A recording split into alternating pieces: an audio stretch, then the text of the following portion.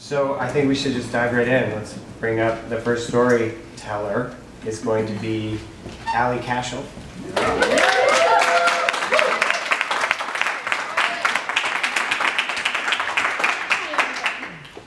So my story is a love story, a 14-year-old's love story. So I'm sitting on the ground underneath a phone booth after rehearsal for Pippin the Musical in 9th grade.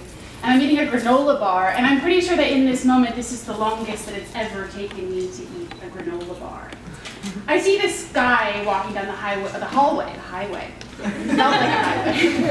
And he's like the coolest guy at school, or actually, I think he's the coolest guy at school.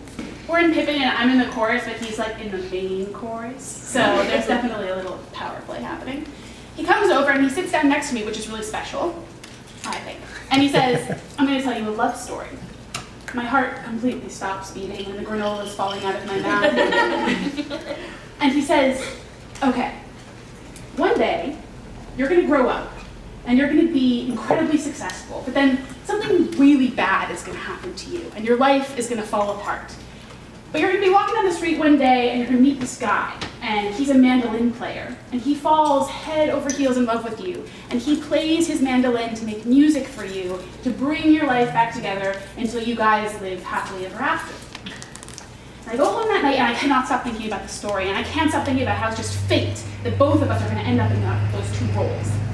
And to put it into context, there's a reason why I felt like I could land into that role so easily. For the previous 2 years, I had been quite sick with Lyme disease. I was in and out of doctor's offices every day. I was getting IV treatment almost every day at that point. And weakness was something that I identified with. I thought that most people saw me as weak.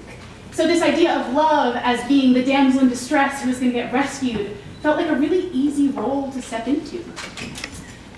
3 years later, that boy kissed me for the first time. And a year after that, we started dating. 3 months after that, I started to have my first neurological symptoms of Lyme disease, and it was a very sudden onset. I lost my ability to read, I struggled to speak, I was in 6 car accidents in just 3 weeks. And I thought to myself in that moment, this is it. This is the time that I'm the damsel in distress and he's the hero and he's gonna come rescue me, and that's what love is, and that's what I think love is. But it didn't work out that way.